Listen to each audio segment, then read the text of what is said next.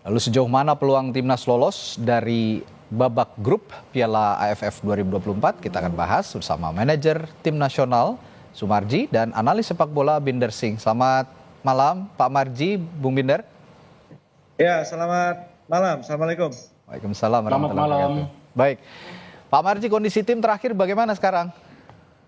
Baik, terima kasih. Jadi perlu saya sampaikan kondisi para pemain kecuali Rivaldo kondisinya sangat baik, bugar, dan alhamdulillah tidak ada cedera yang ini ya, yang berat ya.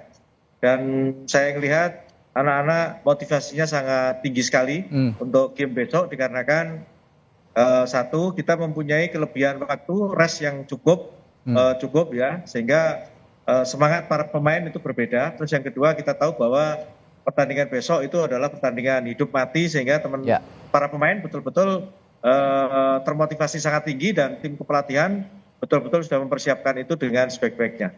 Oke. Saya kira itu kebutuhan. Baik. Banyak yang bilang juga yang paling penting menghadapi Filipina besok menyiapkan mental pemain. Nah, karena ini juga laga penentu di babak grup, terutama mengurangi tekanan pada pemain ini, fokusnya bagaimana treatmentnya pada para pemain, Pak Marji? Ya, iya baik. Jadi begini, memang betul di situasi yang boleh dikatakan kita ingin meraih sesuatu dengan situasi yang sedikit tertekan, bukan tertekan sekali ya, tapi sedikit tertekan. Ini membutuhkan mental yang kuat, khususnya daya juang para pemain secara keseluruhan. Jadi dalam tim itu yang saya tekankan kepada para pemain di situasi yang seperti ini, yang dibutuhkan adalah mental yang kuat, mental yang tangguh, dan mental petarung, mental juara. Itu penting sekali. Dan saya selalu katakan kepada para pemain, di saat situasi seperti ini yang bisa memanage mental adalah diri para pemain, sementara saya dan tim pelatih, Coach Shin dan tim pelatih lain itu memberikan motivasi yang lebih, sehingga terjaga terus yang namanya mental yang kuat, mental petarung, dan mental juara. Itu yang penting, itu yang terpenting. Baik, saya ke Bung Binder untuk meminta juga analisis jelang pertandingan lawan Filipina besok. Bung Binder, sepak bola itu memang bukan matematika, tapi kemarin Vietnam lawan kita kalah 0-1, tapi Filipina bisa menahan imbang. Sejauh ini analisisnya bagaimana melihat dua pertandingan itu tadi? Yang pertama, pertandingan Filipina lawan Vietnam, ya mereka diuntungkan juga karena lapangan sintetis. Itu yang menyulitkan juga, ya itu yang menyulitkan juga Vietnam ya untuk memainkan permainan mereka ya. Tapi dari segi permainan tetaplah terlihat bahwa Vietnam itu lebih dominan. Dan Filipina yang bermain di Piala AFF tahun ini bukanlah Filipina tim yang sama yang berhadapan dengan Indonesia di kualifikasi Piala Dunia lalu, yang di round 2. Jadi ini beda, pelatihnya saja sudah beda. Ya, pelatihnya sekarang Albert, ya pelatihnya asal Spanyol, dulu kan pelatihnya asal Belgia ya. Albert Capellas sekarang pelatihnya, dan pemain-pemain yang dibawa juga ada banyak pemain muda. Ada beberapa pemain senior yang memang tidak bisa mereka panggil karena masih membela klub mereka. Ada yang masih bermain di Thailand, ada yang masih bermain di Malaysia. Bahkan kipernya yang bermain di Piala AFF ini bukanlah kiper utama atau kiper nomor 2 dari Filipina. Ini sebetulnya kiper yang baru dipanggil kali ini ke Piala AFF untuk main di Piala AFF. Walaupun ini kiper yang ya, saya belum tahu juga apakah nanti dia yang akan turun ya. Tapi di 3 pertandingan awal ini kiper berusia 34 tahun yang main. Saya lupa namanya. Jadi ini bukan kiper utama atau kiper nomor 2. Artinya Filipina juga ke Piala AFF kali ini memang tidak bisa memanggil semua pemain-pemain senior mereka yang sebelumnya bermain di kualifikasi Piala Dunia. Artinya kan kondisinya sama dengan kita juga. Kita kan juga bawa lebih banyak pemain muda. Betul. Pemain muda versus pemain muda.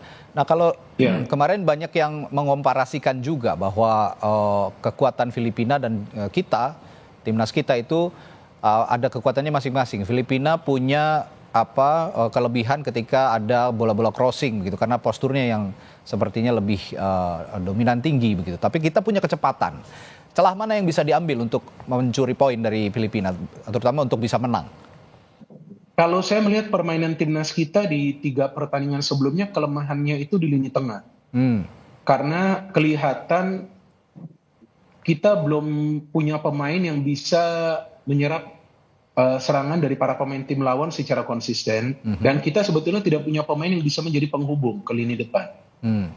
Beda pada saat Victor Detan itu bermain, saya melihat Victor Detan walaupun posisi asli dia adalah penyerang sayap, tapi dia bisa menjemput bola ke tengah. Maka itu setiap kali Victor Detan itu bermain, teamworknya dengan Rafael Struijk itu jalan. Tampaklah mereka berdua sudah bisa bersinergi dengan baik. Jadi yang tadi Anda katakan Filipina biasa main crossing itu betul, tapi mereka belum mencetak gol melalui crossing. Mereka lebih banyak mencetak gol itu dengan umpan terobosan atau umpan-umpan pendek. Sedangkan tim kita yang punya kecepatan itu betul berada, kecepatan kita kan di depan. Dan juga di dua wingback. Tapi suplai bolanya itu yang harus mengalir ke depan. Nah, masalahnya kita belum punya pemain yang bisa menjadi penghubung ke depan. Di depan. Karena gol kita lawan Laos pun kan kita lihat secara tidak langsung dan secara langsung itu dari bola mati kan? Ya, betul. Tidak ada gol-gol yang lahir dari open play begitu. Kebanyakan juga ini terhambat dan pastinya harus ada evaluasi. Kalau gitu saya tanya ke Pak Marji, kalau dari porsi latihan kemarin yang berat-berat kan sudah dilalui ya porsi latihan. Kalau hari ini kan ringan-ringan saja latihannya. Tapi yang berat-berat kemarin latihan untuk bisa menjebol gawang lawan dari open play, ada latihan khusus nggak, Pak Marji? Ya, baik ini ya. Jadi latihan setelah kita kembali habis melawan Vietnam, yang pertama kita lebih kepada menguatkan fisik para pemain.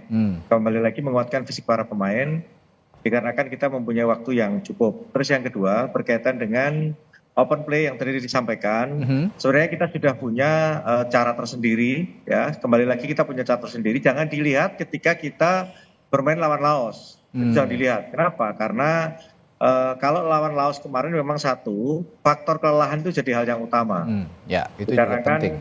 Perjalanan jauh dan transit itu jangan dilihat. Nanti ya, sekali lagi bisa dilihat nanti bagaimana perjuangan pemain anak-anak kita besok ketika melawan Filipina. Karena apa? Karena kaitannya dengan strategi sudah disampaikan, taktik sudah disampaikan. Ini tadi juga kita lebih kepada taktik dan strategi, termasuk apa yang ditanyakan tadi. Nah, tinggal sekarang berkaitan dengan soal kemampuan fisik, ya, kemampuan fisik para pemain kita, dikarenakan kita punya waktu cukup panjang rest kita. Pasti nanti besok itu pasti akan berbeda. Kenapa? Karena strategi taktik juga semua sudah diberikan, ya, termasuk tadi yang ditanyakan. Nah, terus dengan kondisi para pemain yang fresh itu tentu berbeda dalam menjalankan taktik, dalam menjalankan game plan yang sudah ada. Bisa dibuktikan besok. Saya meyakini para pemain besok pasti akan mempunyai semangat berbeda dan cara bermain berbeda. Artinya kepercayaan diri tim untuk melakukan permainan kolektif besok akan terwujud gitu kira-kira ya Pak Marji ya? Saya meyakini akan seperti itu besok.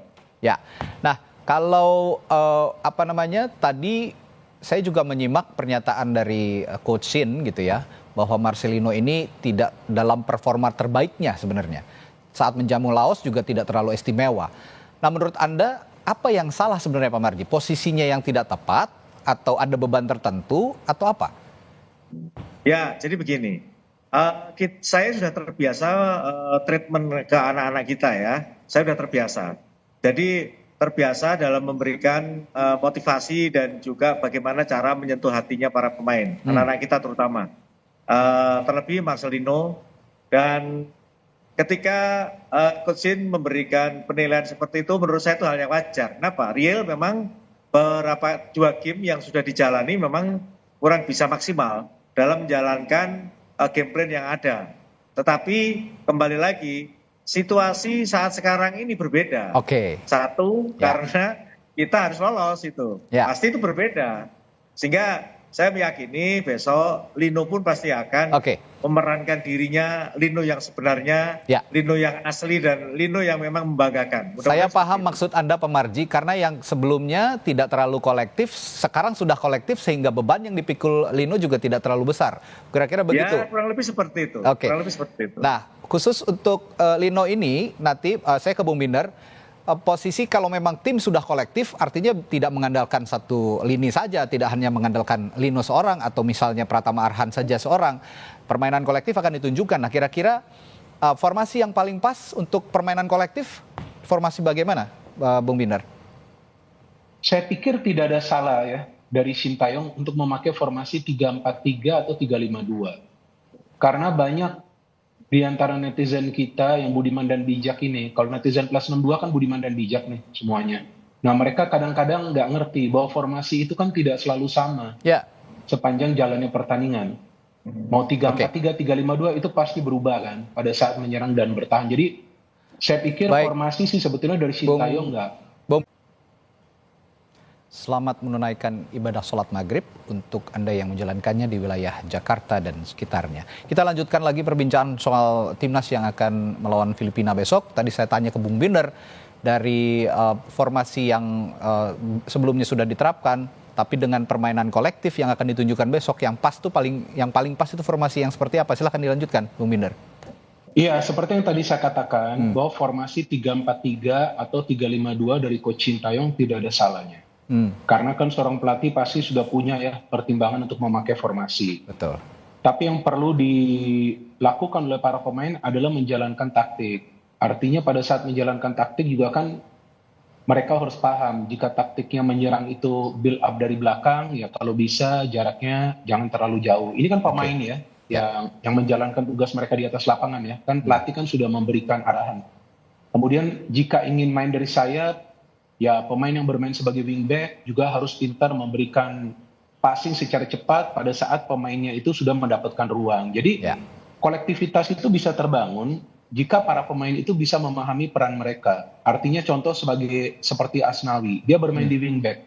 Artinya salah satu tugas dia itu adalah untuk merancang serangan. Jadi umpan-umpan dia ke depan itu harus lebih akurat untuk membuka pertahanan dari tim lawan. Sedangkan pemain yang bergerak pun harus mengatur timing pergerakan dia agar tidak terjadi yang namanya kesalahpahaman. Kalau memang dalam 3 pertandingan terakhir kita memang melihat kerjasama di antara para pemain tidak konsisten selama 90 menit, bukan artinya tidak ada.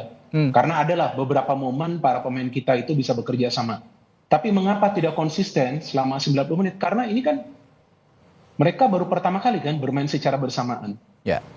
Sebelumnya kan mereka tidak pernah bermain secara bersamaan, apalagi di level senior, kemudian di arena internasional. Jadi saya pikir soal kolektivitas atau juga chemistry seharusnya di match keempat ini sudah lebih baik. Karena kan ini adalah pertandingan keempat.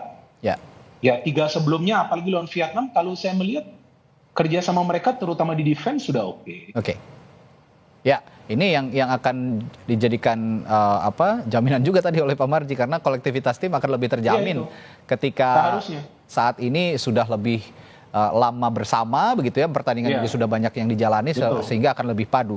Nah, yang juga jadi catatan Bung Binder bahwa di laga terakhir yang menceploskan gol ini adalah pemain-pemain belakang seperti Kadek Ariel, lalu Muhammad Ferrari gitu ya. Belum tampak lini depan yang bisa menggedor gawang lawan sejauh ini begitu ya. Tapi dengan jaminan kolektivitas tim tadi seharusnya bisa dong ya besok, Bung Binder?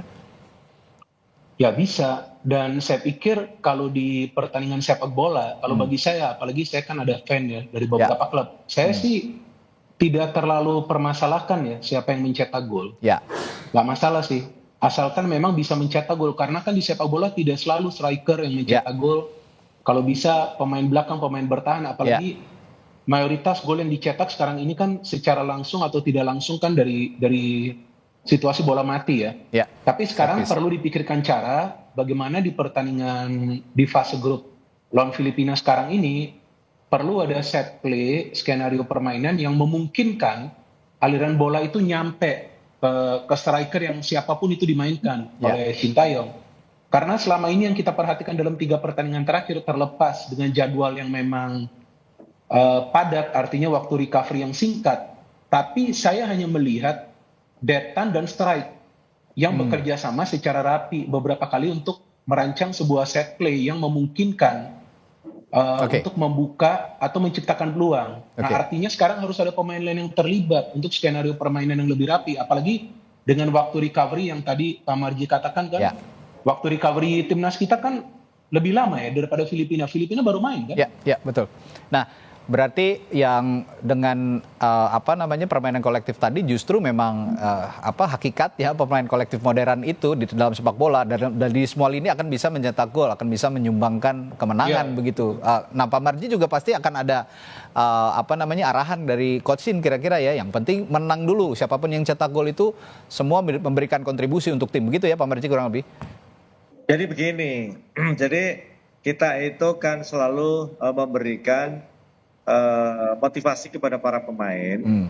Siapapun cetak gol itu tidak masalah. Karena apa? Karena ini kan permainan tim, kolektif. Sehingga ketika permainan itu diakhiri dengan suatu kemenangan, itu adalah bagian daripada kerjasama tim. Memang kalau kita bicara idealnya kan memang harusnya kan penyerang yang bisa cetak gol. Tapi kembali lagi, karena satu faktor chemistry itu juga jadi hal yang terpenting. Contoh misalkan saat sekarang ini kan boleh dikatakan sudah lama para pemain tidak ketemu, baru di AFF ini semuanya kumpul. Ini kan mayoritas kan yang menghuni U20 Piala Dunia yang tidak jadi itu kan. Sehingga dengan kondisi seperti itu kan tentu kita juga butuh waktu. Tidak juga bisa langsung boleh dikatakan kita ketemu kumpul 1-2 minggu langsung bisa chemistry, ya butuh waktu lah. Kan begitu. Pemain-pemain kita yang diaspora juga sama kok, awal-awal juga sama kan. Nah ini tolong ini juga jadi pemahaman kita. Tetapi kembali lagi, saya hanya akan berbicara berkaitan dengan pertandingan besok. Satu, pertandingan besok itu adalah pertandingan hidup mati. Tadi di awal saya sudah sampaikan, besok itu semangatnya anak-anak itu berbeda. Pun pada kita juga meyakini hal seperti itu. Anak-anak itu sudah berbeda gitu. Dari bagaimana gesturnya, bagaimana teriakannya, bagaimana semangatnya itu berbeda gitu. Jadi kembali lagi kita berikan kepercayaan penuh kepada para pemain, kita berikan kepercayaan penuh kepada tim pelatih supaya bisa betul-betul memanfaatkan momentum dan kondisi yang ada saat sekarang ini. Saya kira itu yang terpenting. Kita juga punya anggapan yang sama bahwa besok akan sangat berbeda situasinya, bahwa para pemain motivasinya dalam tingkat tertinggi untuk mengalahkan Filipina sehingga kita bisa lolos dari fase grup dan melaju ke semifinal Piala AFF. Good luck Pak Marji untuk tim nas kita juga, kita doakan semua sukses besok dan lancar-lancar semua. Terima kasih Pak Sumarji, manajer Timnas Garuda, dan juga Bung Binder Singh, analis sepak bola. Terima kasih telah berbagi perspektifnya malam hari ini di Sapa Indonesia Malam. Sehat selalu Bapak-Bapak, sampai jumpa lagi.